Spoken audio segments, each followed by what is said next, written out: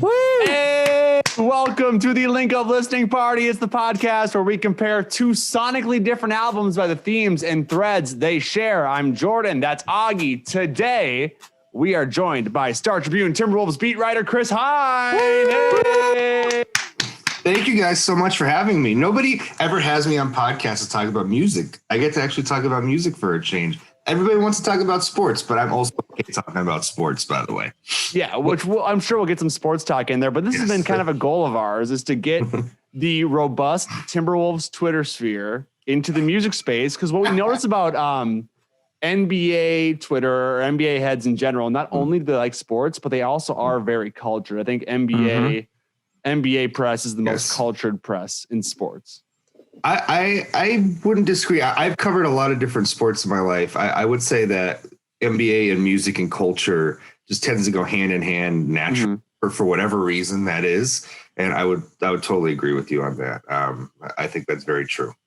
I mean, it's got to be true because you came up with the theme for this week's episode. So Mariah Carey's Butterfly versus Kacey Musgraves' Golden Hour, which has a song called Butterflies on it. Yes, it does. And also Kacey Musgraves has a song called Rainbow on there. And Mariah's next album after her Butterfly album was called Rainbow.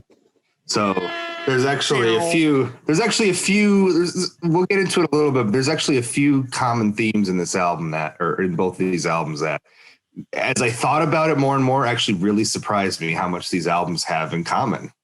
Look at them go, Auggie. Chris, I have to say, Chris, you have the distinction of picking every album that we listen to for this podcast in any given episode. So you not only are you not talking about sports here, well, kind of not really talking about sports, but you also really are owning this particular podcast. So. Yeah, this is all you.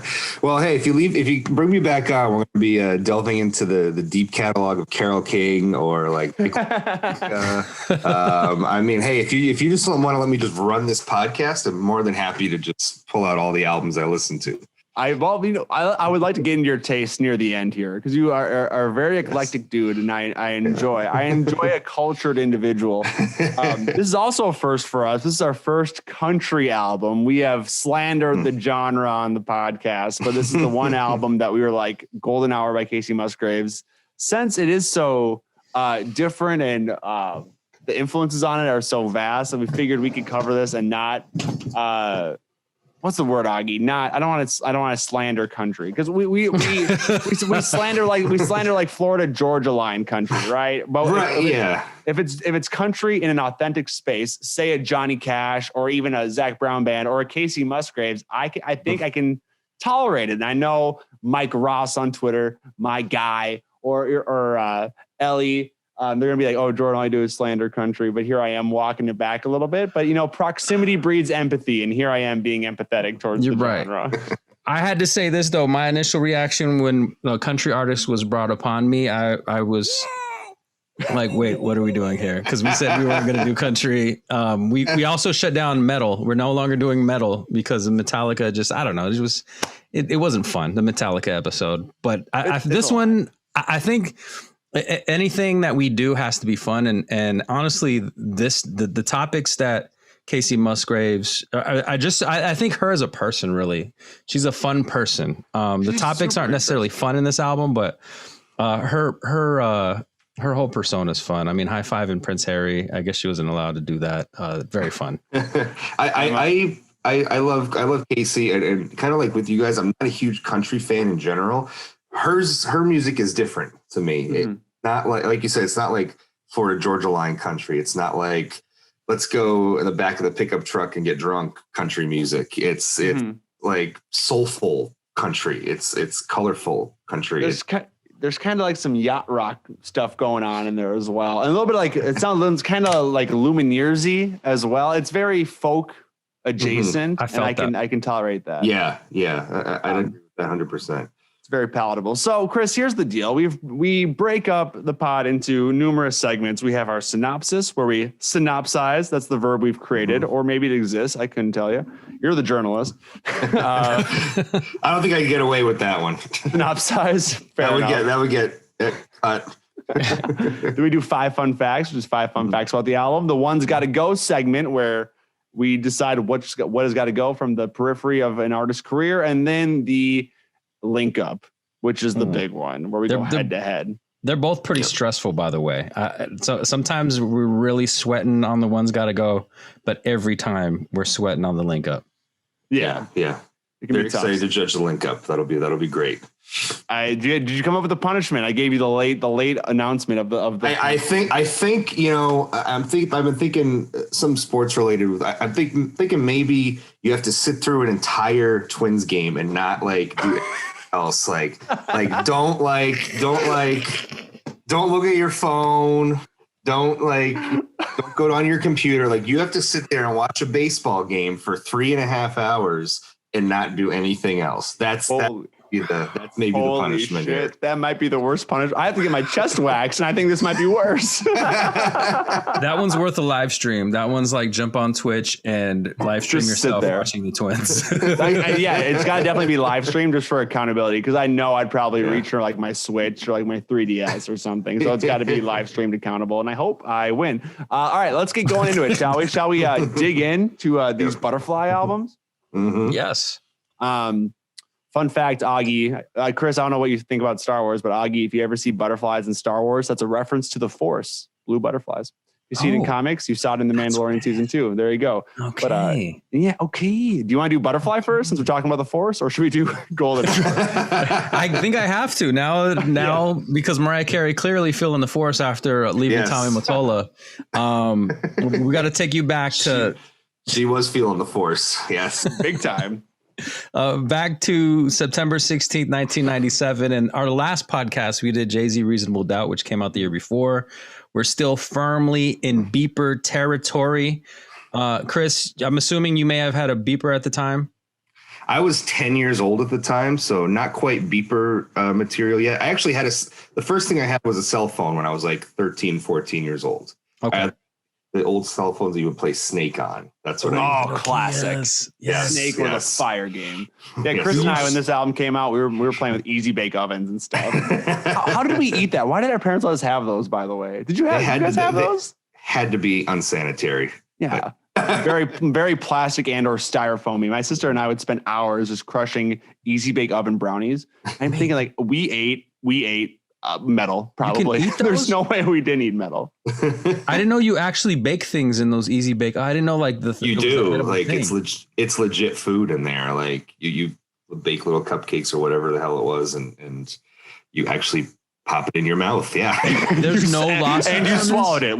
You swallowed it. Like kids didn't die. Like there's no losses. And kids didn't die. I mean, we don't know what kind of brain damage may have been done. I mean, I guess we're still out on that, but yeah, okay. We had to eat stuff. They traced QAnon to Easy Bake Oven somehow. Okay. All right.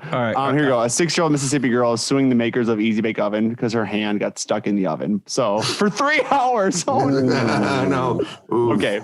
I'm sorry. I'm derailing the pod with Easy Bakes and stuff.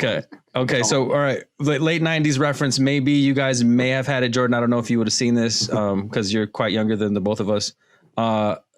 2 phones in the house was like a big deal. You know, if you had 2 different phone lines, one of them may have had a long enough cord to where you could drag it to your room. Chris, did you have one?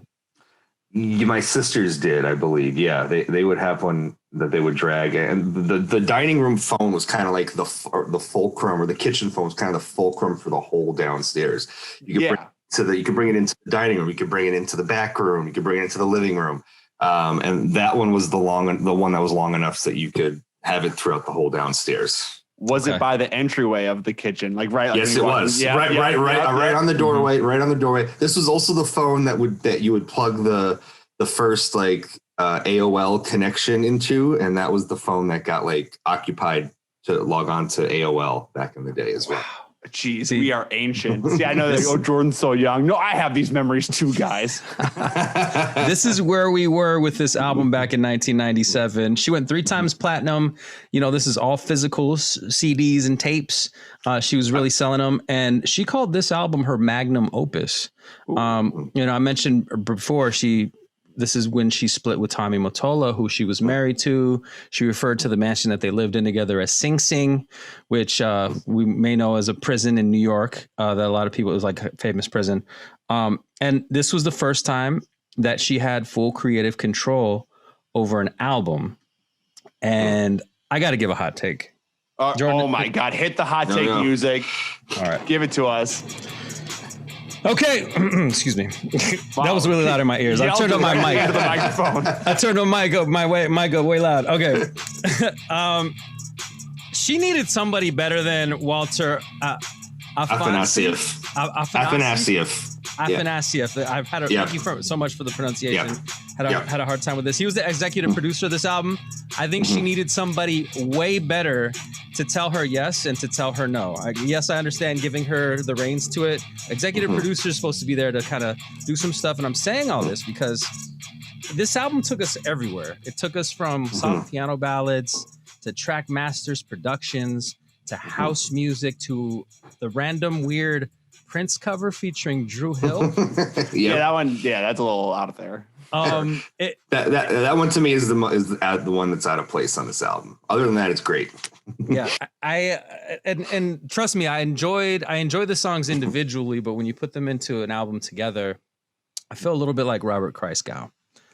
We have another one from Robert Christgau. Robert Christgau said that this album was a dud, and that's pretty much all he had to say about this album.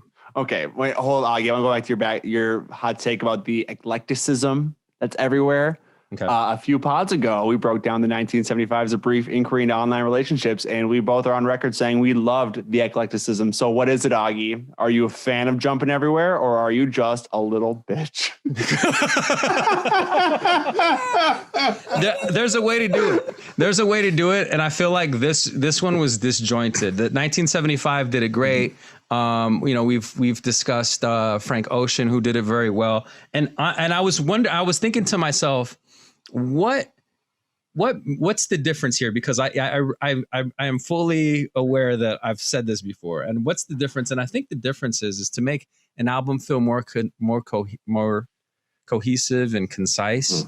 I think not only does it have to do with like placement, and where you put songs, but also like the keys of the songs. And I don't have a trained ear here, so I don't know for sure, but I don't think that a lot of these songs keys match or come close. So you're hearing Butterfly, which kind of has a little bit of piano right after Honey, which that one isn't the worst segue in the album, but it didn't really play well with my ears. Okay, well, you're talking sequencing instead of keys. You're talking to two classically trained musicians here. So when you say keys, I'm like, wait, I mean, it doesn't like if an artist writes the entire album in the same key, I'll be like, okay, calm down, C major looking ass. They are. You're right that they are in different keys. Honey is in C minor, Butterfly is in A major. So they are fairly different in terms of their keys. I will say that I think some of the disjointedness speaks to some of the issues that she was having with Tommy Mottola, as you referenced earlier. So here she is, late 90s. She's come up, as kind of the pop queen of the 90s, right? These huge pop songs like Dream Lover, Hero, Emotions, Always Be My Baby, Fantasy. So there's always been like commercial pressure, always that commercial pressure on her to sing like those big ballads like Butterfly, My All, 4th of July, and Whenever You Call, which are some of the ballads on this album. And so the label is not going to let her do an album without having those songs on there, right? And that's where Walter Afanasieff comes in. He and she worked primarily on all of her ballads. When it came to her up-tempo music, she generally went to different producers. She went to like C&C Music Factory earlier in her career. She went to like Dave Hall, big-time R&B hip-hop producer in the mid-90s. Puff Daddy in the mid-90s, and then again Puff Daddy here. So that's kind of where the disjointedness, I think, comes in. But what I like about it is that I think thematically and lyrically, this is herself finally getting to express herself in all of its different forms. Whether it be Honey, where I really want this person very badly, and she's never been as sexual in a song as she was before Honey, both in terms of lyrical content, because it might be a euphemism for something, wink, wink, and in terms of the video for the song, which is like the first time she's ever like kind of scantily clad in a video. Butterfly is like her breaking away from this relationship. The last song on the album, which we can get into, Outside, is perhaps number one on the list of most personal favorite songs of diehard Mariah fans that's out there. The closing song to Butterfly. Personally, for me, it's one of my top three favorite Mariah songs. So that's where I think this album is united, because it's fully actually Mariah Carey speaking to you, and not Mariah Carey, the Sony money making machine of the 1990s. Okay, help me out here. So at this stage in Mariah's career, let's say, the rollout to Butterfly, who is a 2000s and beyond equivalent? Are we talking like Lady Gaga circa 2007 type? This to me is like Ariana Grande took this album and is like, I want to make my career this album. I want to do like up-tempo, hip-hop oriented kind of bangers, and I also want to do like big voice ballads all at the same time. So this is Ariana, like before Sweetener, like leading up to that. No, it wasn't Sweetener. What was the one before Sweetener? Dangerous Woman. Dangerous Woman. Yes. Yeah. Okay. Kind of like, it's kind of in that vein. Yeah. Okay. I would compare her more to Taylor Swift, and Taylor Swift's kind of pivot from country to pop. And this was more like Mariah Carey's pivot from pop to R&B, hip hop, Yeah. Either way. It's also accurate. Yeah. Yeah. So between like a transitory period to being more authentic, right? Okay, so it's still very, very big. You're saying, hey, this is around Ariana or Taylor level. I'm like, okay, well, this is massive. Yeah. Thank you for the reference. Appreciate it. And she teased it a little bit on the previous album with Fantasy, which was great. And I was like, wow, like Mariah's, like I was a kid. I was like, Mariah's with rappers. Yeah. I was like, she's making cool music. Like, I was like, this is cool. Cause every Mariah song I heard up to there was just boring to me as a child. Like, I'm just like, this sounds like, of course, like you can't like criticize her voice. She's like one of the most brilliant vocalists in the history of music, but like, it was just boring music to me. Her and Whitney Houston, yeah, amazing voices, but like just boring to a kid like me. And to know that like, hey, I want to make music that's not boring, but yes. and that's probably what she felt in her heart, and she probably didn't articulate it like that because she's like, I'm not going to make boring music, but this was more in the vein of what she wanted. Really cool. Right. And I'm not going to criticize her for taking a step. I just feel like the sequencing was weird for me. And that's pretty much it.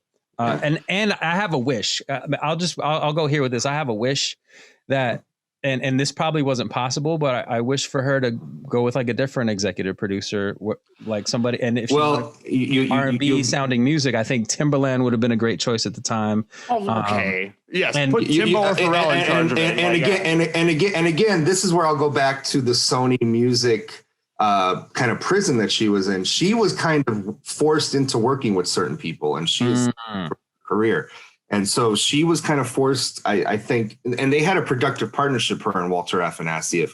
But you might notice if you look on her future albums, she never works with Walter and Afanasieff again after this album. This is the last time that they worked together on an album. There were some personal differences there that happened during the recording of this, involving her, Walter, and each of their respective relationships with Tommy Mottola.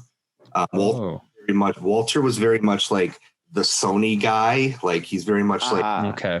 It's making a lot of sense. And he was very much there to like, you're helping her with the ballads. You're helping her make the next hero, the next One Sweet Day. Like, was Walter. They also did All I Want for Christmas Is You, by the way, back in 1994. Paid. But he was very much like there. He in Mariah's mind was representative of the Sony control factory that was over her. So 1999 onward, she does not work with him ever again. One song of theirs pops up on her Glitter soundtrack in 2001, but that's it. She never again in Mariah's career has she shared a writing credit with Walter Afanasieff after Butterfly. Well, then she probably was thinking the same things I was thinking of. So cheers. There we go. Okay, Jordan, I'm ready. Give me all of Kacey Musgraves. Give us all a golden hour. I'm gonna give you a golden shower with golden hour. I'm so sorry. Oh no. I regretted that. I regret that. Okay. Golden Hour. Shush. Golden Hour is the 4th studio album by Kacey Musgraves, released a lifetime ago, March 30th, 2018. So Yikes. close, but so far away. I know. Broadly, it's a country album, but it contains influence from disco, electropop, and yacht rock.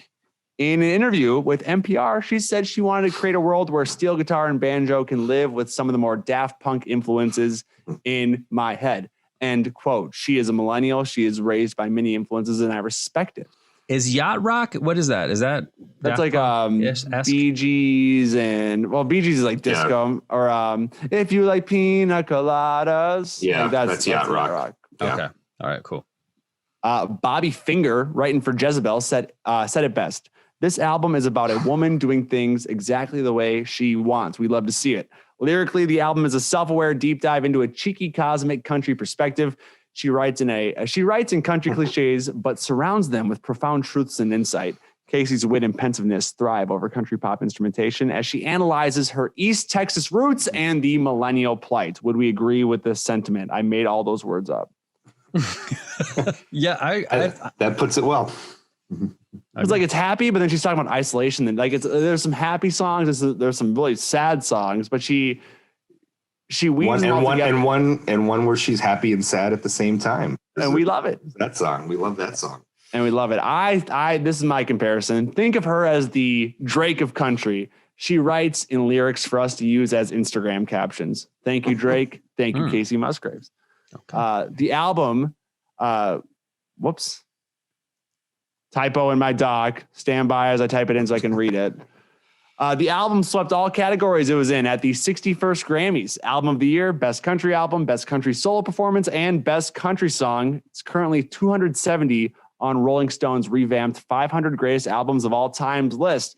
I don't know if you can put an album that recent into the top 500 greatest albums of all time. I think we need at least a decade to make these calls. But again, I'm not about the clickbait journalism that takes over music media. How long do we have to wait to put these albums in like that in a greatest of all times category? Chris, in your opinion, what is the soonest an album that can be considered a classic? I think 10 years is a good benchmark. And if you look at that Rolling Stone 500 list, and I could go on all day about this, there are a lot of recent albums, and I feel like recency bias is very strong on that list. Mm-hmm. There are albums that came out within the last 10 years that are all over the top 100, and I just don't think you've given them enough time to age the way that you've given an album, like some of these from the 60s and 70s that have endured through 40, 50 years. See how they hold up, but that's neither here nor there. It's kind of like I feel it. It reminds me of a debate that Dave and Jim Pete were having during a Timberwolves game about the 50 greatest NBA players. Like, all right, we got to put in LeBron, you got to put in all these players. Like, but who do you push out? And right. I was thinking like, well, you could probably throw in a bunch of additional players as well. But then there's like some recency there, right? We're talking about the best medicine with the best training techniques. Like, you can't accurately, you can't place a curve on these players. It's all qualitative, right? We can't make these definitive calls. So it's really hard to make these decisions, whether it be sports or music. Nonetheless, Roisin O'Connor, O'Connor. I think it's Roisin, yeah. We're going back to our favorite critic friends. Yes. Roisin from The Independent. They gave them 5 out of 5 and said Golden Hour is a reminder that sometimes, or often, if you're looking in the right places, life is beautiful. And I like that. I like the overall theme of this album is that life can be a wonderful, beautiful thing. And that is true while also coexisting with some more darker and more anxious-filled emotions. So there's the synopsis of Golden Hour. We will see how it ages in the next 7 years. I think it's going to age very well. Something like this can't age bad, in my opinion. Yeah, the songs are too good on this album. Love Kacey. I got introduced to Kacey. I used to hold parties to watch the Grammy Awards back when I lived in Chicago, and I would have a bunch of gay guys basically over my apartment to watch the Grammys. And I remember 2014 when she first came out, we didn't know anything about her. And so there's like maybe 10, 12 guys in the apartment. She's up there performing and we're just thinking like, oh, this is just some country girl. We're not going to pay any attention to her. We're going to keep drinking, chatting, eating, whatever. And so she's singing the song Follow Your Arrow. And Follow Your Arrow is like like an LGBTQ very positive country song because it has the line in the chorus, kiss lots of boys or kiss lots of girls if that's something you're into. And she says that line during our little Grammys party. Nobody knew it was coming. And I swear to God, 12 gay guys just turn their heads right at the TV when they hear that line. And we're like, what? What did she just say? Like in a country song? Like, and so from that moment on, Kacey Musgraves earned a lot of fans that particular night. That was so cool to hear. I've been a fan of hers ever since. And Golden Hour to me is like she did one of the hardest things to do, I think, in music, which is to make a good album about like falling in love, and like which is what most of the songs are about. It's hard to write happy love songs. And she has like an album that's like 2/3 happy love songs, and it's phenomenal. And you just want to go back and listen to each of them. It's so comforting. I agree with that. I think we talked about this on our Lost podcast with Christy Taylor that no one got to hear. But we talked about whether it's easy to make love songs or breakup songs and which ones are easier to make. I think it's the love song, right? Because it's happy and you can put all the cliches in there, but it kind of becomes more inaccessible because not everyone knows that, or human nature is to be jaded. So I like, Auggie, help me. I'm piecing together this thought on the fly, and I'm having a hard time. We had a pretty good debate about like whether it was easier to make like a happy love song or a breakup song or something like that. And I said it was easier to make a breakup song because those emotions are just so raw and so in your face that you can just put them down. Yep. And happy, although happy is easy, it's easy. It's easy to live. It's easy to enjoy. You're not really in a place to articulate how that feels and make it good. Yeah, it's easier to write a good breakup song. It's easier to write a love song, but it's harder to make it compelling. It's easy to write a compelling breakup song because it's a very primal response, and art is expression in the most primal form, right? And I think it's easier to channel that in a breakup. There it is. 100%. And I think that with a happy love song, it can go into like cliche, like corny territory very easily and very when you're writing about like, oh, you make my sky blue, you make my whatever, that sort of stuff, right? But she avoids that and writes it in a very Kacey way. Sometimes and one of the things I love most about Kacey Musgraves, the lyricist, is that she can be really funny. Golden Hour doesn't have as much of the biting humor on it that her first two albums did, which I also love equally. But there's still shades of Kacey, the sarcastic wit throughout this album as well, in songs like High Horse and Wonder Woman, and especially Space Cowboy, which is one of my favorites on the album. That just made me laugh when I heard Space Cowboy. You want to give your space cow? Because I was expecting something different. You're like, just look at the title. Exactly. And she comes up with it really should be space cowboy. Like that's funny to name it. That is very funny. Yeah. The journalism in me is like, hey, that should be a direct address. It should be space cowboy. But I get kind of a surprise when you're listening to the song. It's like you could have your space cowboy. It's not like a space cowboy of like a cowboy floating in space or something. Not like the NSYNC space cowboy. Yeah, but there she is taking the cliche of like a space cowboy, right? I've heard that. A big Han Solo, Star Wars reference number 2, like space cowboy type stuff that we've talked about, that we have an image of. And then she flips it and makes it so introspective and entertaining and so relatable.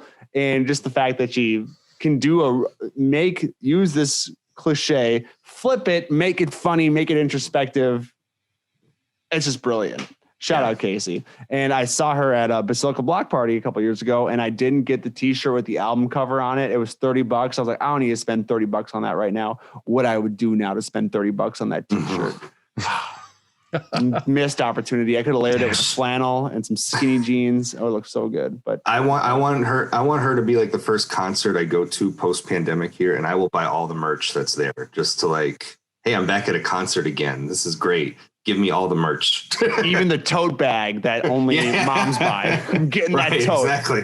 I want to see your hands full on Instagram of Kacey Musgraves merch. Yeah. We need that. We're gonna hold you to that. Oh man, I will gladly fulfill that promise. All right, should we move on to 5 fun facts, Auggie? Should we do 5 fun facts about golden hour since we're on the golden hour subject? Let's go.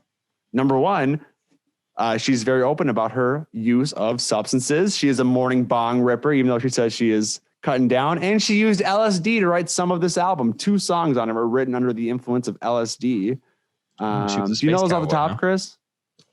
Is Oh What a World one of them? Let me go to the Wikipedia here. I don't know off the top of my head. I would say either Happy and Sad or Oh What a World definitely sound like they could be from somebody who's taken acid. Oh What a World has to be by somebody who's just going through an acid trip. Absolutely not. LSD was used while composing Mother and Slow Burn. Slow Burn's an LSD. Slow Burn. Okay, Slow Burn makes sense. Yeah. I was thinking like, oh, what a world! It's like, oh, look at the stars and look at the, I'm shocked that it's not one of the acid songs on the song. You know, I'm shocked that country musicians can use psychedelics. I thought country musicians only smoked peyote.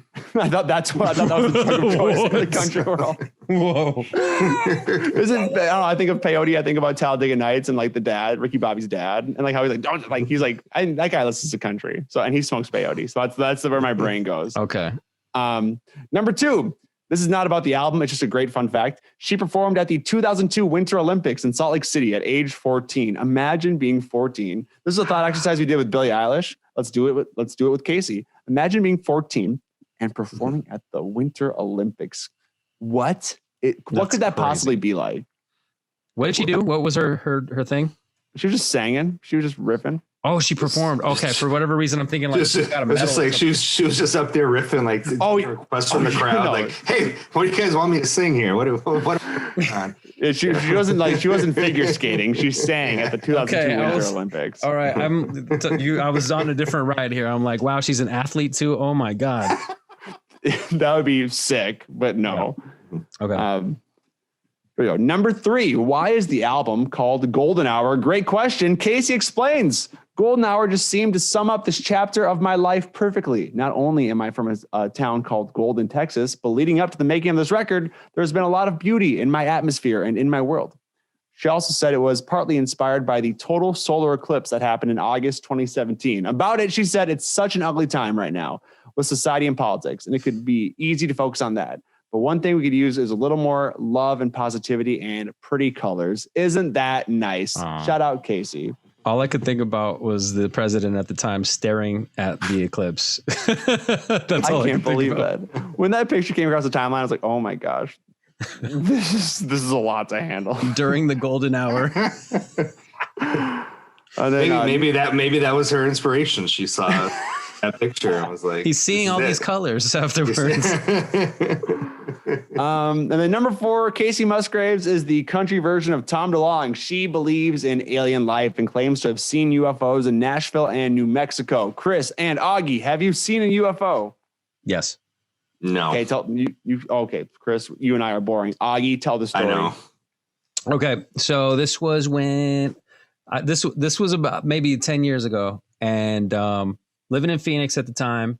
My dad calls me up in the afternoon and he's like, yo, I want to go camping. And I'm like, right now? It's this story. You've told me this. This is pre-brain injury and you just triggered something. Yes. Okay, go on. Yes. Okay, so he tells me like, hey, I'm going to go camping. And it was like getting ready to go dark. And I'm like, you're going to go camping right now? He's like, yeah. He's like, I'm just going to drive up north. You want to go? And I was like, all right. So we hop in the El Camino and we start driving up. And then when we get to the Mogollon Rim, which is in the White Mountains in Arizona, where Fire in the Sky, if you've ever seen this movie about a man that gets abducted, that's where it takes place. And this is like based on a true story. Anyways, so we get up there and it's like raining and it's weird. And we see like a woman stranded on the side of the road and it just looked eerie. So we didn't stop. Normally we would stop. And then it stopped raining and we get closer to where we're going to go camping and we're up on the rim, which is a cliff. And it's dark, so we really can't see anything except for what we think is a yellow tent in the in the distance, and it's illuminated like it has a lantern inside of it. And we keep driving, and we're thinking like, hey, we're getting closer to it, but it never gets bigger in our frame of view. And then all of a sudden it moves really quickly and it gets a little bit bigger. And I was like, whoa, that's not a tent. I was like, Dad, pull the car over. That's not a tent. And he pulls the car over, he turns the lights off, and we get out, and it's about sunset, and you can kind of see the sunset over the rim. And now we can kind of see this thing, and it's like kind of like a triangle, like a tent, but it starts like morphing shape, and it gets like right in the center of our view over the cliff, and then it gets big, and then it gets big, and then it gets small, and then it shoots out in the distance. In front of us, when I'm doing this just for your frame of view for me. And we were like, we just saw an alien. We saw a UFO right now. And we were both convinced of it. We were both there. We were not crazy. And we still went camping. And it was a weird night. I would have been driving. I would have been driving to the nearest hotel, the nearest whatever, to be like, I ain't staying in these woods. Man, that's crazy. Amazing. Mm-hmm. Man, okay, so I saw signs at way too young an age. So when I'd stay with my dad on Wednesdays and every other weekend, we would go to Blockbuster and load up on watermelon baby bottle pops. And I'd rent a movie and my sister would rent a movie. I would always rent Rush Hour 2 because it's a classic. And then Natalie would just rent whatever scary movie was popping at the time. And one day she rented Signs, and I was like 7 or 8, and that movie wrecked me. And ever since then, I've been so terrified of aliens. I'm so intrigued by actually, like, it's out there. I'm a believer. Chris, are you a believer in the extraterrestrial? I am. I just don't know that we've, seen evidence of it here, but I do believe that there is life elsewhere in the universe. Yeah. You got to look into some of the documents they were dropping in 2020. Tom DeLonge pressed the government, and dang it, he got them to admit that they're real. And it's the most horrifying and fascinating thing. What an interesting thought. Don't know that I want to go down that rabbit hole, but we'll see. Maybe I'll get bored late one night. It'll just wreck you. You don't do that's not a nighttime thing. That's like a 1:30 p.m. slow news day. Like, okay, the lights are on. We can do this. All right, Auggie.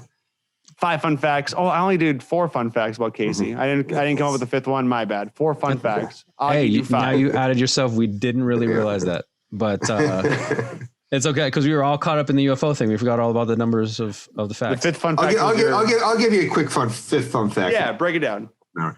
Victor Oladipo, to tie everything into sports. Victor Oladipo, on The Masked Singer, did a version of Rainbow.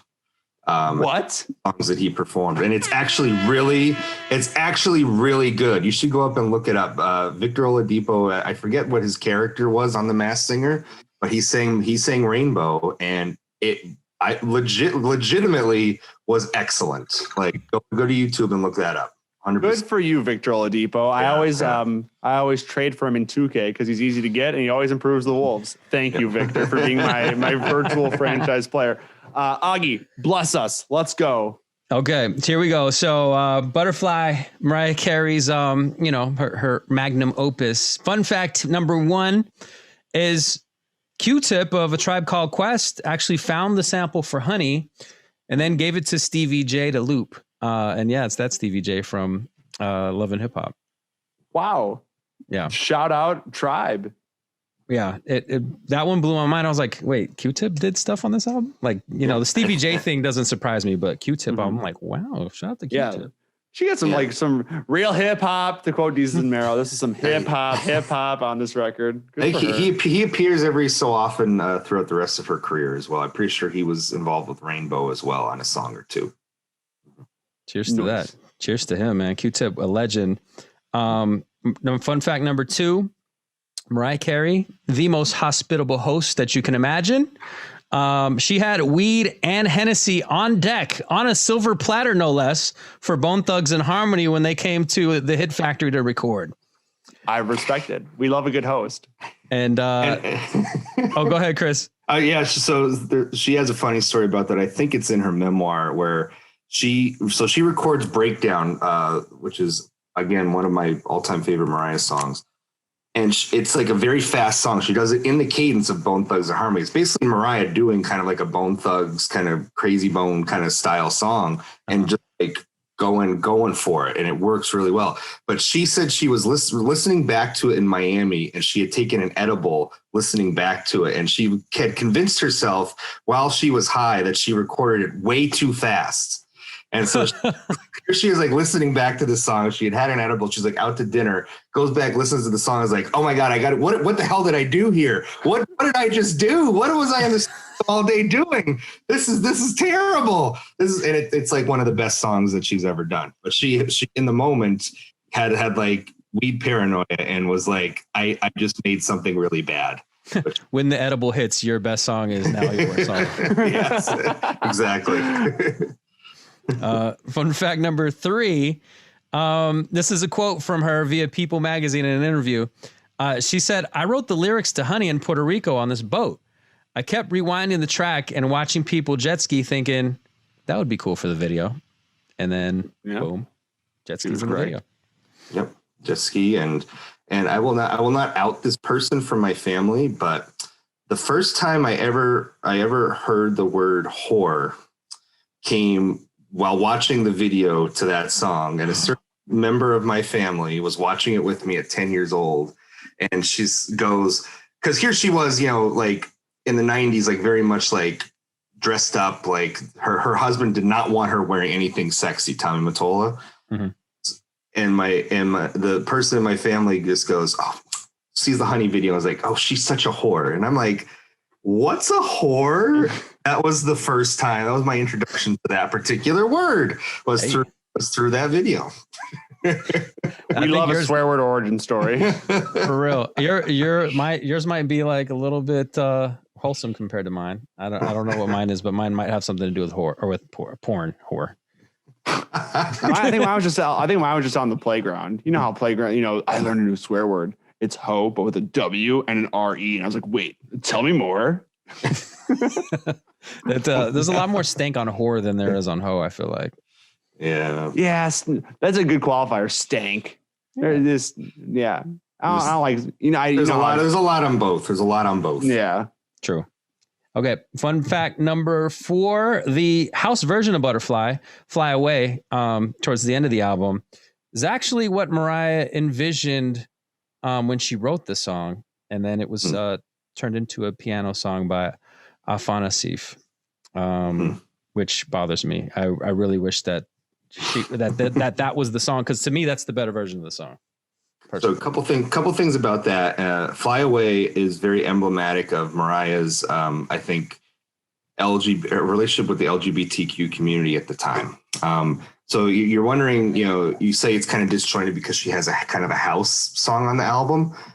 That's to us, like, that's pretty cool that she was able to have like these dance remixes and kind of house songs on the album. Because what she would do is she wouldn't just like hand a ballad or something to a producer and be like, just make a remix with my vocals on it and just put it out for, the dance remix. She would go back into the studio for a lot of her songs, re-record different vocals specifically tailored to the house versions of her songs, working these big time dance producers. Like I think David Morales is one of her frequent collaborators there. Yeah, he was the producer for that one. Yeah.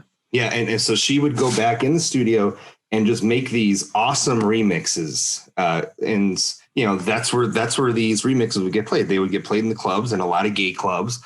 And so here she is just belting out these songs. Doesn't have to go back in the studio to do this, but she did it anyway. And so in like 2001 or 2002, she released an album, all of just remixes of her songs. And it's actually a really cool album. Just to hear her go back and sing like some of these, even like songs like Anytime You Need a Friend, Dream Lover, Emotions, My All, just go back and hear all these different versions that she really took the time to perfect. It's really cool. Yeah, I miss the days of artists taking remixes seriously like that. I feel like they just hand off the stems to a producer and all right, chop it up, and then the producer's doing a lot of legwork. But I like the idea of like, whether it was like in the mid 2000s when hip hop artists would remix a song, it would be a new beat or like, a little bit something different, new verses. I feel like adding like the Levitating Dua Lipa remix featuring DaBaby. It's like, nah, switch something up. Like let's remix it if we're gonna do it. We and love that album, by the way. So sorry, Dua, that you caught us stray here. My bad. I love you, Dua. but Dua Lipa featuring DaBaby, and I'll go into this tangent too. Again, the hip hop thing again may sound disjointed, but this is what Mariah did in the mid 90s. Like she was the pioneer of pop song featuring rapper collaborations, like the Fantasy remix, and then she continues it with Honey and the subsequent remixes with like Mace and Puffy on Honey.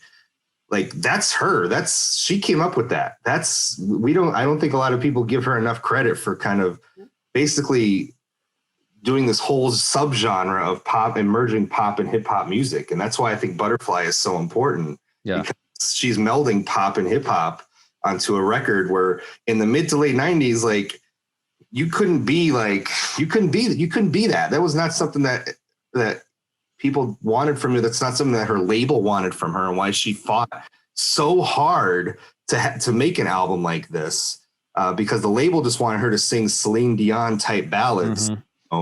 And sell oodles of records that way, and not rock the boat in terms of what you're presenting to middle America, let's say.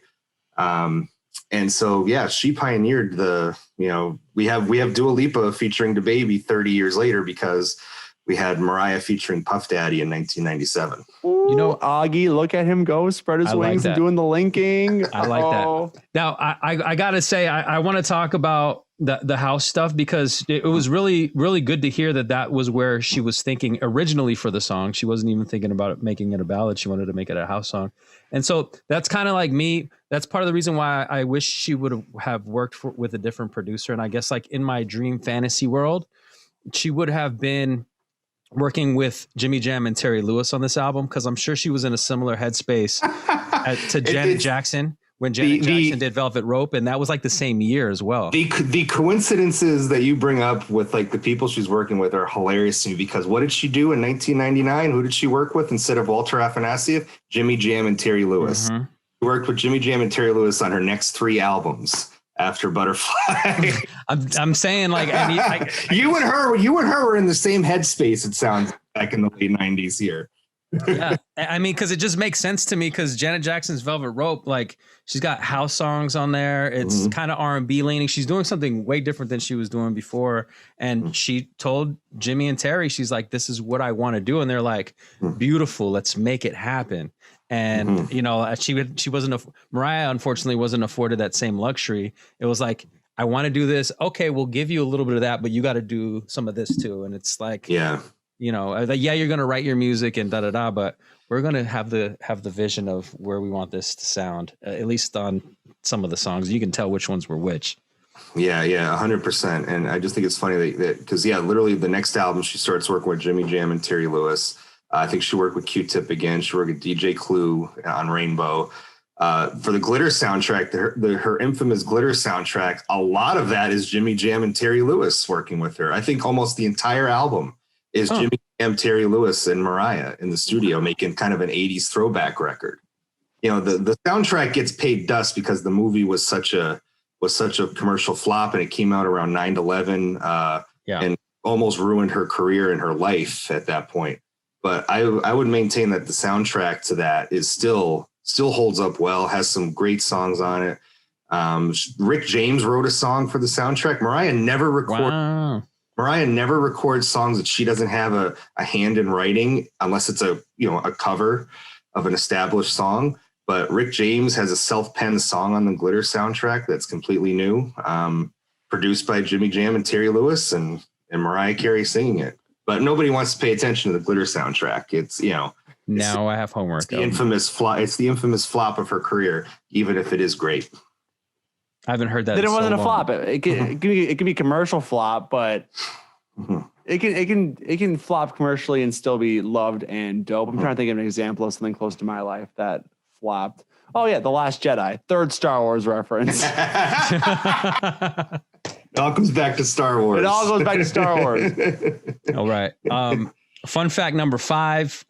We all agree that we love the song Breakdown. I'm sure we all love the video of Breakdown. And I watched that recently, and the magician in the video, I'd never really paid that much of attention, but come to find out that the magician in this video, one of my favorite rappers of all time, and you just saw him in verses against his partner Method Man. That's Redman in the video. Fun fact number 5. I didn't even know that. I did not know that. Mm-hmm. Fascinating. I just thought hip-hop. Random magician guy. I thought about to say that was actually David Blaine. I'm like, no, that's very problematic then. I'll add 2 more fun facts or 1 more fun fact related to 2 songs. Mariah in her memoirs confirmed that My All and The Roof are about Derek Jeter. Juicy. Very juicy. This was right around the time that she and Derek Jeter were dating. And The Roof retells the encounter of their first night hanging out together. And My All talks about her needing to go visit him, and I believe it was Puerto Rico at the time, and go spend some time with him in Puerto Rico as her marriage was crumbling apart. And so that's when she wrote. That must be when she wrote "Honey," because being perhaps that's all interconnected. But Derek Jeter plays a prominent part in the Butterfly album. Derek Jeter might be the most legendary New York City bachelor of all time, I have to say. I mean, that's quite the statement, but it might be accurate. Yeah. I mean, I don't know for sure. I mean, we have somebody, one of his former teammates, might figure prominently in my life coming forward here with Alex Rodriguez taking over the Timberwolves as part owner. We'll see how that goes for 3 years. Yeah. I love it. It makes Minnesota a sexy destination. I love it too. I don't know how accurate this is, but I feel like he might be one of the if not the first Latino owners of a major pro sports team. In the United States. Mm-hmm. That's something I should probably look into, actually. Yeah. I mean, I don't know for sure, but he's the first Spanish last name I've seen, or at least I don't know all their names, but honestly. Mm-hmm. For some reason, when we were talking about Derek Jeter, I had to go down a Google tangent to find out one of his girlfriends, Minka Kelly, who appeared in season 7. Huh? Friday Night Lights, Minka Kelly, right? Well, I was thinking Entourage season 7 when Vincent Chase hits on her and then Eminem beats him up. Or no, and I was like, Derek Jeter. My mind went back to Entourage. You think it all ties back to Star Wars? No, it all ties back. I was actually waiting for the Star Wars connection there. No, it's Entourage this time. Okay, all right. Zoom call. Did we watch Entourage? How do we feel? I didn't. You didn't watch Entourage, Chris? No Entourage? Entourage was on a lot in college, and I've seen like scattered episodes, but I never sat down and watched it as a whole. Sorry. Yeah, no. As a heterosexual late teens, early 20s dude, I was like, yeah, this is my dream. Entourage, best show ever. And then I watched the first episode with my friend Mike, another big Entourage fan. We watched the first episode just recently on a whim. We're like, oh God, this shit sucks. Like, why? How is this a cultural phenomenon? It's a relic of like 2003 to 7 lifestyle. I can't believe it. Okay, one's got to go, Auggie. Does that sound good? All right, one's got to go from the periphery of Mariah Carey's career. All right, I open up the scope. Okay. Number 1, her divorce from Tommy Mottola never happens. My gosh. Number 2, no Bone Thugs involvement. I think Bone Thugs gave her some mad hip hop credibility. Puffy's one thing, but Bone Thugs is a whole nother level.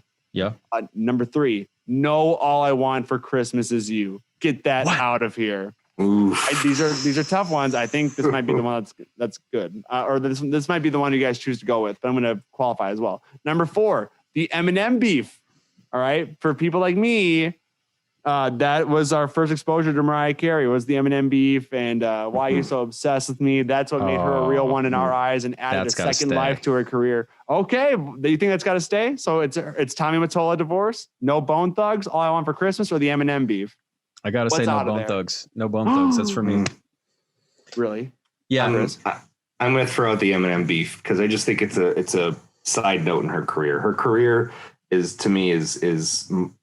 excellent already. The Eminem beef is just kind of fodder for the tabloids and social media and whatnot.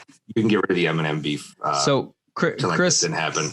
I have to tell you from a hip hop perspective, the beef with Eminem is legendary simply because Mariah Carey, not being a hip hop artist per se, being a woman, just like annihilated the best rapper, in some eyes, the best rapper of all time in a beef. And that is culturally relevant. And yeah, it's a side note in her career, but that's how legendary she is. It's got to stay. It proves her to be a real one yet again. Mariah keeps proving that she's a real one, and we love it. I love it too. Obsessed to me, like you say, it's like it just puts him right in his place. And every time like he answers to that or like brings it back up again, it just makes like that song look even better. It's like all later, why are you so obsessed with me? Like it's like the perfect song, the perfect put down.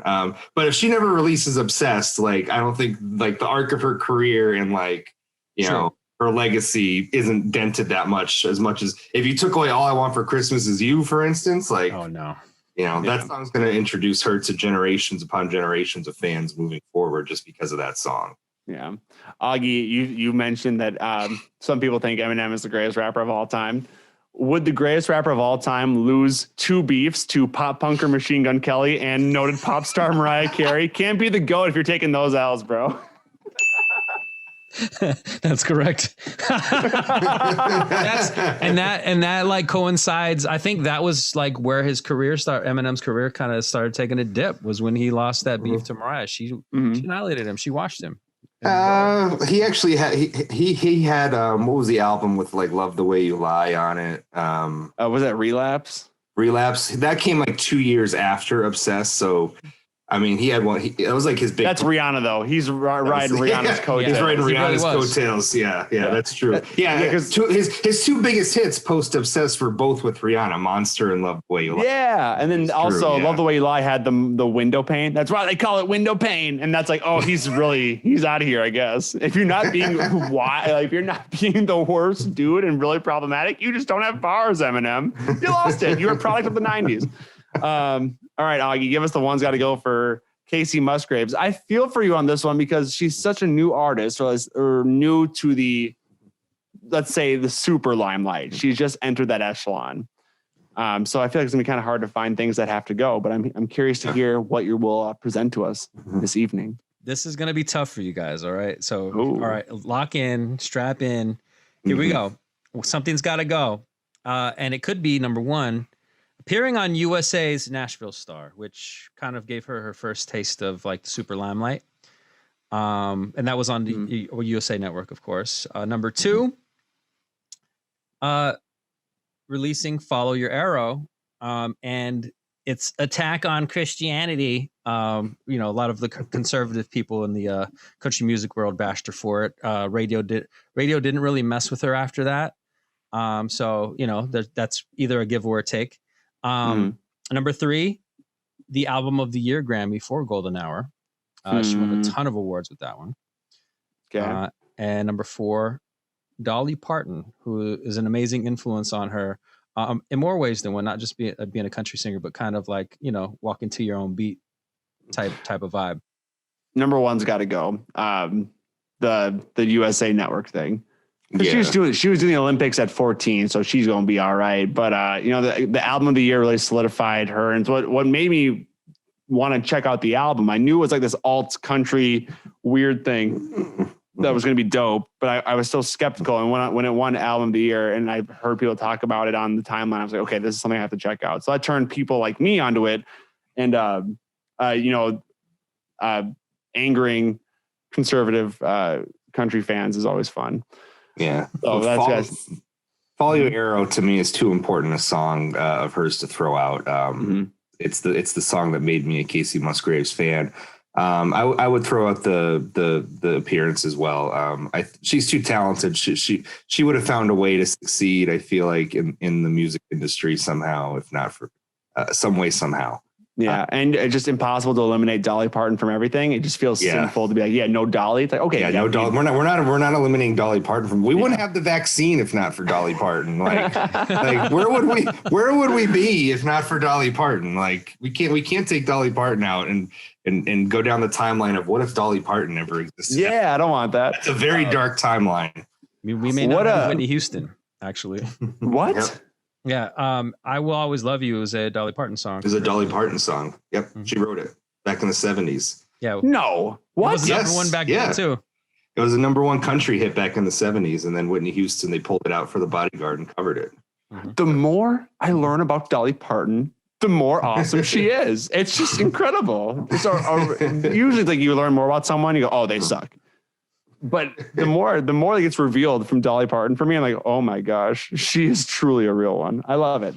Okay. Is it link up time, babies? And now it's time for the Link Up Challenge. Auggie 5000 versus Jordan. Fight! Judged by Chris Hine. Oh my gosh. All right, Chris. So you are the judge of the link up, right? The parameters are on you. So you can set the boundaries. It's on us to suss those out. We recommend as players that you let us get one off to kind of, you can feel out the bounds. But if you want to buzz us on the first one, you can.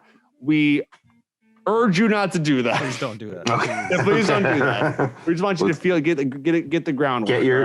Okay. You get one freebie. Kind of, but if it really sucks, then you could, but maybe not. All right, Auggie, I have a new coin. It's a Mystic Lake 25-cent piece, and I realized that I was going to flip this, but both heads and tails are the same. So that was you know what? Just go first because I went first last time. Oh, did you? Okay, nice. Okay, here we go.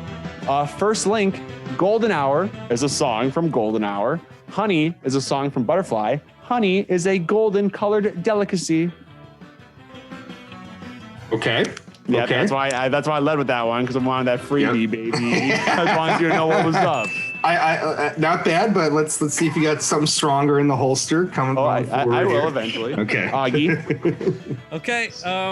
Both Kacey Musgraves and Mariah Carey, Christmas Queens. Of course, a very Kacey Christmas, which was an album that Kacey Musgraves released, and of course the GOAT Christmas song, "All I Want for Christmas Is You" by Mariah. I'll allow it. Casey's special is a good one.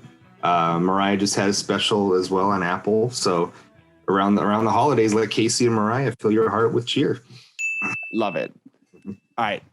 Jordan Link number 2. In September 1997, Mariah Carey appeared on the Oprah Winfrey Show. Kacey Musgraves is from Golden, Texas, which is best known for their annual Sweet Potato Festival, which Oprah has spotlighted on her show twice. Boom. That's a good one. I like that one. That's a deep cut. That's a deep cut. Very good. Very well done. I was going for it. Take that, Auggie. Yeah, dude. All right. I'm not gonna go with my cheap one here yet. Okay.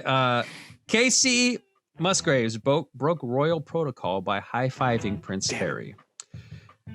Mariah high-fived Prince for standing up to her label execs for her because they questioned why she wanted to go so urban with Butterfly. Yep. I'll allow it. High-fiving princes. Yep. Okay, I have one that's kind of like that, but I'm going to say that for later to create some separation. Okay, here we go. In 1998, Mariah Carey won the Aretha Franklin Entertainer of the Year Award, which was presented to her by Chris Tucker of Rush Hour 2. Second Chris Tucker reference of the pod. Chris Tucker was born in August. So was Kacey Musgraves. Also, Chris Tucker is in the Silver Linings Playbook. Silver is a precious metal. So is gold. Boom, Golden Hour. Also, Chris Tucker was in Friday, which is the start of the weekend. Track 2 of Golden Hour is Lonely Weekend. That's 4 motherfrickin' links in one. Four very weak links. Four very weak links. I guess it adds up to one semi-decent link. Let's go. We'll allow it. All right. Chris so Tucker. We're gonna do movies. We're going movies. All right, I got you. Okay, Auggie. Kacey Musgraves recorded "Do You Love Texas" with Chris Christopherson, who you may remember from the movie Blade. And Bone Thugs and Harmony appears on that Blade soundtrack, who also feature on Mariah Carey's album Butterfly with Breakdown. Good one. I thought you were going to go in a different direction with that, but I like it. Mariah, I thought you were going to go with Chris Christopherson. Mariah actually has a cover of a Chris Christopherson song that she did for a very little seen Lee Daniels movie in the late 2000s called Precious. She does a version of Help Me Make It Through the Night, which is a Chris Christopherson song. So there you go. Even stronger connection. We got a ding for you, sir. Yes. Oh boy. Well, Can't wait to watch this Twins game. Should be great. Sean Combs, produced on Butterfly. Sean Combs shares a last name with country singer Luke Combs, who won Best Male Vocalist at the CMAs in 2019. Who won Best Female Vocalist that same freaking year, Auggie? Say it. Say it for me. Kacey Musgraves. Yeah, Kacey Musgraves. Chris, what do we think? Ding, ding, Yes. reluctant ding. Yes. Wow. He stays alive. All right. I'm going with my cheap one here. And I think this has been said before by you, Chris. Yes. Album called Butterfly, song called Butterflies on Golden Hour. Mm-hmm. That's my link. Yeah, I mean that's fine. Yeah, I'm okay with that as long as it was pre-planned and not just one that you came up with on the spot here. I'm taking your word on the honor system that this was a pre-planned link. Number 2. Okay, all right, good. All right, we'll allow it. Strong link. Okay. Yep. All right, Jordan, do you have any more? You're shaking his head.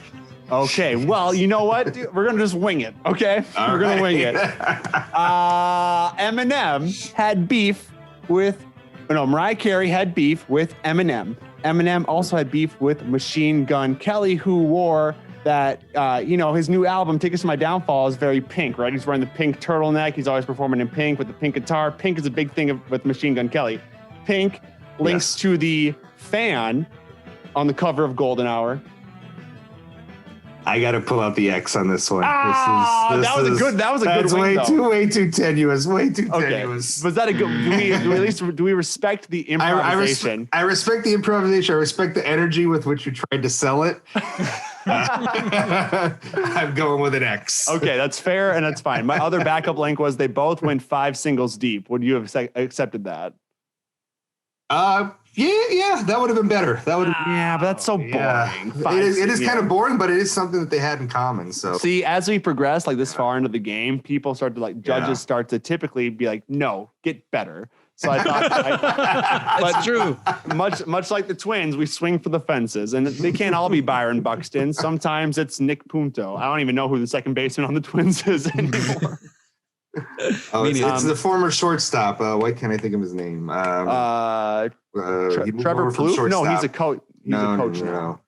I can't think of his name off the top. Whatever. Okay. So is my punishment to be fully attentive to a Twins game?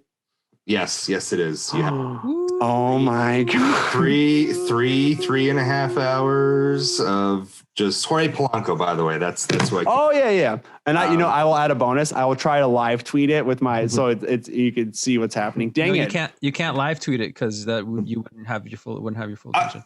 Interesting. Okay, because I thought that if it okay, so I can't just watch and then, but I'll be on Twitch too, right? So you can see me I would just be. I think I would be okay with a live stream of it because I think that would be entertaining. I guess I'll do a live stream with commentary. Yeah. My tweets will be my commentary. How do I watch the Twins?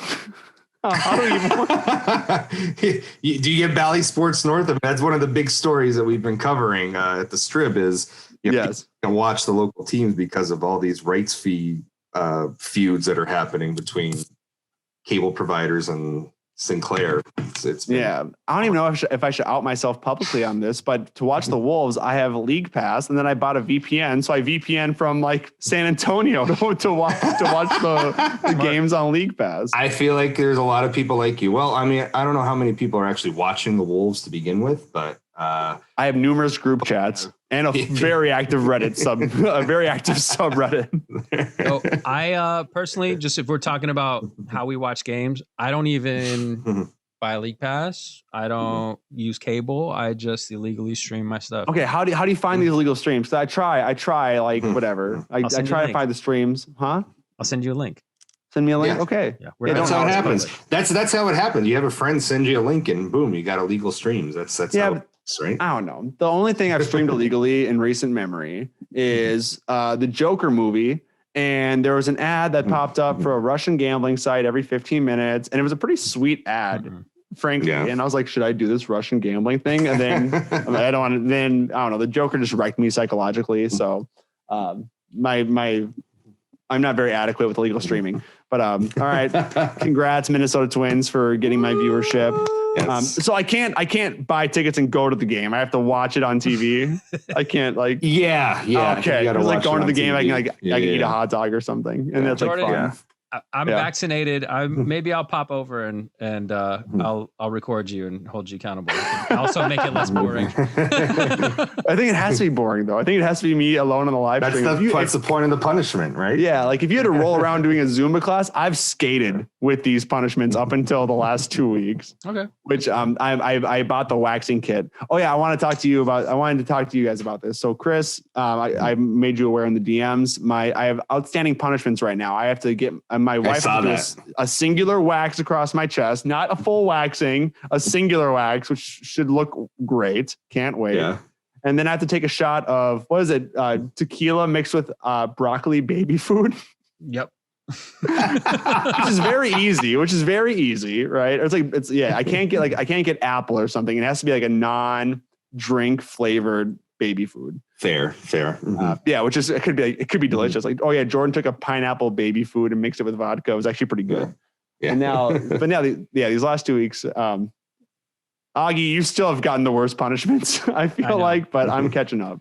Well, the Twins is tough because that's commitment. Not as bad as some of the commitment stuff I've had to do. I had to do 20-minute live streams of me talking about freeing Britney daily for a week. Which we're a pro free Britney pod, by the way, but 20 minutes every day can be excessive, and you had to research it and celebrate a song. It's like there's actually work behind it. It was too much. I'll be honest with you. I skated over that one a little bit, but it was just excessive. It was just 20 minutes is a long time to prepare content for anything, really. Yes. How about Chris Crocker being right all these years later, by the way? Chris Crocker was the laughing stock of YouTube. Yeah. Leave Britney alone, but he was so right. 100%. He was onto something that in our culture that, and we've seen it too, like the way that we treat, and Mariah, to bring it back to our subjects of the day, gone through this too. The way that we treat specifically women in entertainment, specifically women singers, pop stars, divas,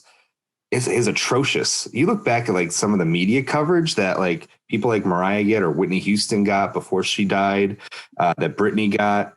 And it's at some point the media has and culture at large has just wanted to see these women dragged down. And Mariah went through it too. Mariah went through it in 2001. She said it almost killed her. Her breakdown, the media coverage that she was receiving at the time.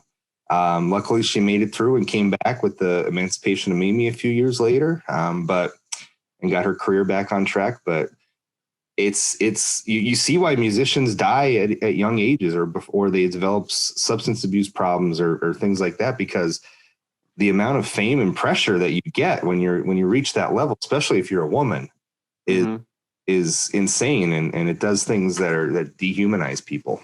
Yeah, the press. That's a great point. The press and then the audiences, as a trickle down of that, we commoditize artists, and that's why I go or whenever, or even at 93X now when I'm doing these artist interviews, I want to always be very respectful and of the artist, and even just to make them smile, and that might come at a cost of at the end of the day, my job when I'm interviewing is to ask the audience questions, but also I want to make the artists know that I listen to their work. They're not just here for likes and for views and for content. I actually appreciate their time.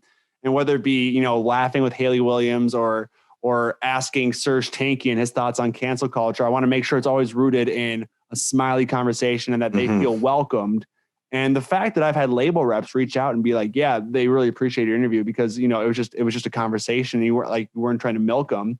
How sad have we gotten to where people all of us, all three of us have done interviews of, athletes and musicians, and we see it. We see our counterparts kind of, trying to go for the clickbait answer or the sexy question, the spicy question.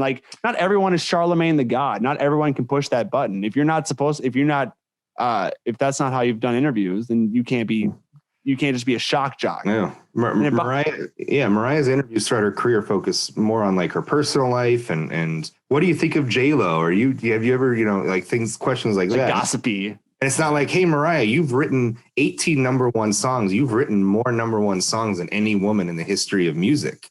what's your songwriting process like? Like, how do you come up with melodies? How do you come up with lyrics? Like, she never gets those questions in interviews. And when she does, she's always great. When the few times that she has gotten them, she's always great about answering them. Yeah, dude. I asked Haley Williams. Most of the time, it's like, "Hey, how are you and Eminem doing? You spoken to him recently?" Yeah, it's so gotcha, dude. I asked Haley Williams, what was your favorite piece of gear you used on your new album, and she lit up. She got to talk about her gear, 100%. dude. Yep. I mean, guys got like males in media, especially. We gotta just do better and be more cognizant of how it really is intentional, right? Communication matters, right? We dictate culture.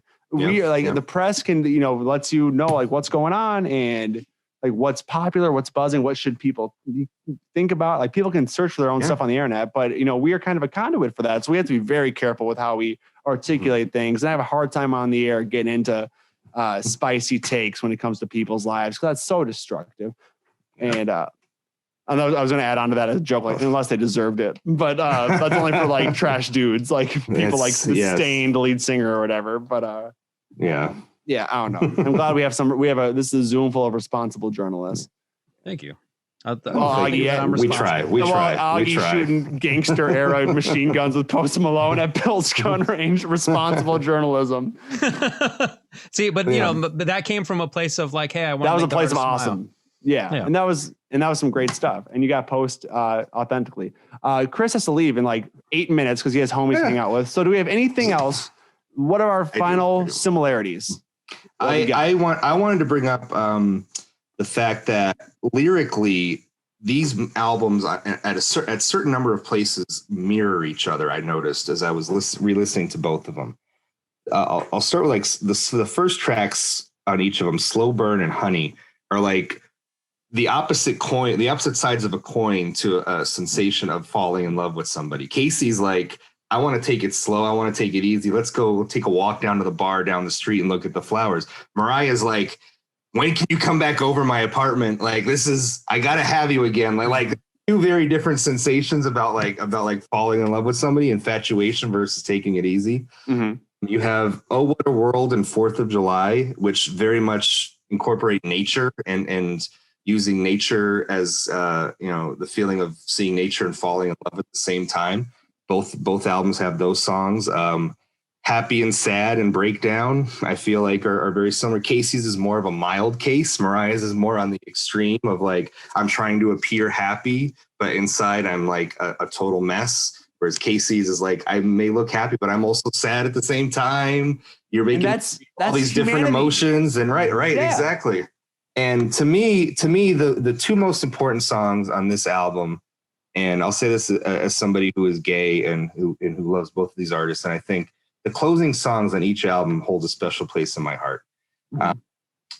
Outside, I'll take Outside first. Outside is one of the most personal songs that Mariah Carey ever wrote. It is about her feeling of growing up biracial, never feeling like she belonged, always feeling out of place no matter what she was doing in the world, out of place in her family, out of place amongst her friends at school, and about her place in society. She never felt like she belonged to white, black, whatever. Like she never had a place. And a lot of LGBT people identify with the lyrics, and a lot of her fans identify with the lyrics in that song as a result. When we kind of, and it was very big for 12-year-old, 11-year-old me. And as I grew into my own skin as a gay man, that song really meant a lot to me. And Rainbow, I feel like, Outside, Mariah doesn't hold back about the fear and trepidation that's in her life. Rainbow, I feel like, is Kacey Musgraves like extending a hand to that little girl that Mariah was and being like, hey, it's going to be okay. There's going to be a rainbow at the end of this. Like I feel like lyrically, those songs are connected to me. Rainbow is that person Kacey is trying to comfort the scared Mariah in that song of Outside. And Rainbow, obviously, the rainbow flag, LGBT Pride Month. Kacey's always been an ally of the LGBTQ community. So to me, those two songs to close out the albums really connect these albums in a way that I hadn't really thought about before I really began thinking about these two albums. And they both mean a lot to me as a gay man. That's it. I love it. I love it. And that's what art should do, right? It should make people feel welcome. And that's why we've gone on the podcast, like talking about like, we resent the term guilty pleasure because there is no such thing as a guilty pleasure, you know? Yeah. Like if you see, if there's a movie or a TV show or whatever, like I love this TV show, Gravity Falls. It's a TV show for kids, but dang it makes you feel sane, right? It makes you feel seen. Right. It makes you feel you enjoy it. And then, so it's not a guilty pleasure. I don't care that it was on Disney XD. Fuck it. Ring it up. I'm ready to go. Let's watch it again. And it doesn't even matter. Like, man, I just love to hear stories like that where that art resonates and makes people feel welcomed. And that's the goal of it. It gets so commercialized and clickbaity, but at the end of the day, it's about making sense of this chaos. We are on a rock flying through space, and these sounds or these pictures make us feel awesome. And that's the coolest thing ever. And Chris, I gotta thank you for kind of sharing your personal stories, connecting to these lyrics, because that I know that sometimes it can be a lot to just share that with some people that you don't really know very well. So thank you. And also, you literally tied these albums better together than I think either of us could have done. I mean, thank you. I tried. I gave it. I'm not gonna lie. I gave it a lot of thought after you guys started DMing me, and I'm like, how can I connect these albums? And I started listening. And I'm like, oh. This is like kind of the opposite sides of the same coins, a lot of these songs. And then the closing songs, I listened to them back to back in the car one day, and I was like, oh my God, like I never realized how connected those two songs are and how much they both mean to me. And when you listen to them back to back, it really is like, I had to like, I didn't pull over in the car, but maybe a tear came out of my eye as I was listening to both of them back to back in the car one day. It was just, I love that. It was a beautiful moment.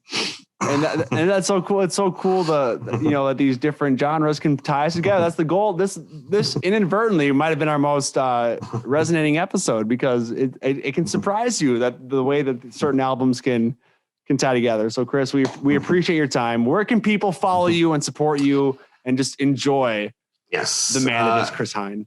At Christopher Hine on Twitter, Chris Hine 33 on Instagram. I post videos of me playing the piano sometimes and doing piano covers of songs on there. There was one you did last month that was super dope. What was it? I'm not sure. It wasn't Mariah, was it? I forgot what it was, but I was like, we gotta get this guy. He's talking about chords and stuff. Carole King is also one of my all-time favorite artists and my all-time favorite songwriter. So I do a lot of her songs on there. Favorite chord, real quick. Favorite chord right now. I know it's fluid. C major 7, maybe. Oh, mine's G major 7. Let's go. You might hear them a lot sometimes together in tandem. The G major 7 going into the C major 7. It's beautiful. They work together. Those two. Is it because they're happy and sad at the same time, kind of like these albums? Major 7 chords are happy and sad at the same time. Yeah, 100%. I rock with it. All right, Chris, thank you for your time. We are at the Link Up LP on all social channels. Frickin' follow us, dude. Make sure you give us a 5-star rating and leave a review. If you don't tell your friends, we're going to stop doing it. You don't know when we'll stop, but we're going to stop doing it. So you better tell your friends about us. Have a great week. We love you all dearly. Bye.